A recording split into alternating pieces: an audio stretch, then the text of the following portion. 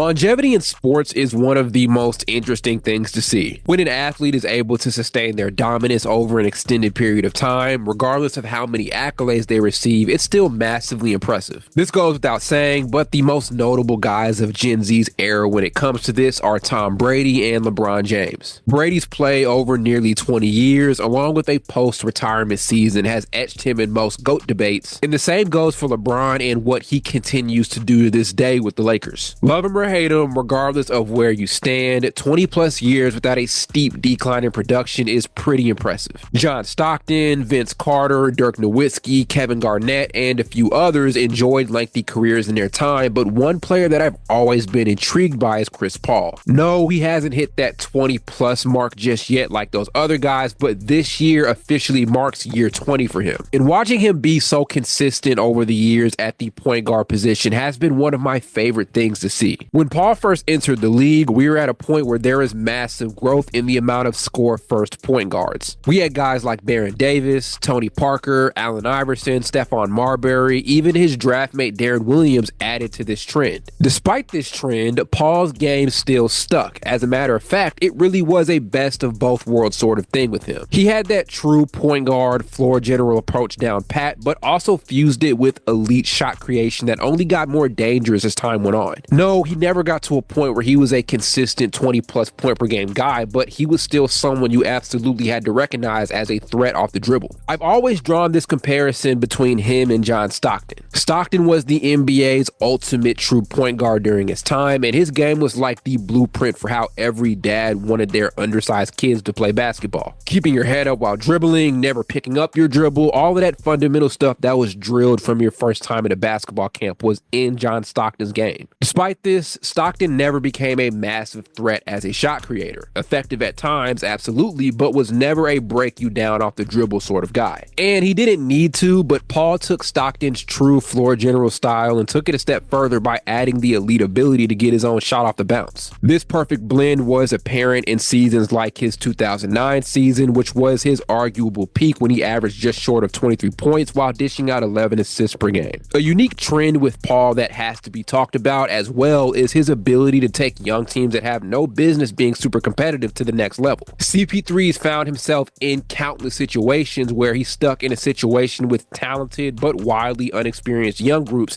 and upon his arrival leads them to instant success. An easy example of this was when he was sent to the Clippers. He was traded from a solid New Orleans team over to a Clippers squad that had a young Blake Griffin and DeAndre Jordan, and this move instantly changed the tide for the franchise. No longer were they one of the worst performers in the league, now they were a consistent threat and force to be reckoned with out west. Let's also talk about that singular season with the Thunder. After a 2-year stint with the Rockets, Paul was sent over to OKC in exchange for Russell Westbrook, joining a Thunder team with a young SGA, Lou Dort, and a few other pieces. That team performed way better than what they should have given the odd situation they were in, ending the season with the 5th seed in the West and giving a stacked Rockets team a run for their money in the first round of the playoffs. Then he goes and does it again the following season. Another blockbuster move sent him over to Phoenix, and they immediately go from being a subpar team to a literal championship contender. Upon Paul's arrival, they made their first finals appearance since the early 90s, pushing the Bucks to a competitive 6-game series. And finally, look at what he's doing here in San Antonio in year 20. Now, the Spurs aren't as good as the Thunder or the Suns were upon his arrival, but they've seen a massive incline in performance, improving on both ends and placing at the 9th spot in the West. The formula is very simple. If you're a young rebuilding team in need of real winning experience, add Chris Paul to your roster. It's honestly one of the most interesting career narratives in NBA history. Even though Chris Paul has never won an MVP, he simply is one of the most valuable players we've ever seen. It'll be interesting seeing how the rest of the season stacks up for the Spurs, and the hope is that they can stay consistent as the season goes on. But we're getting yet another look at the ability of Chris Paul to make an instant impact on any team he lands on.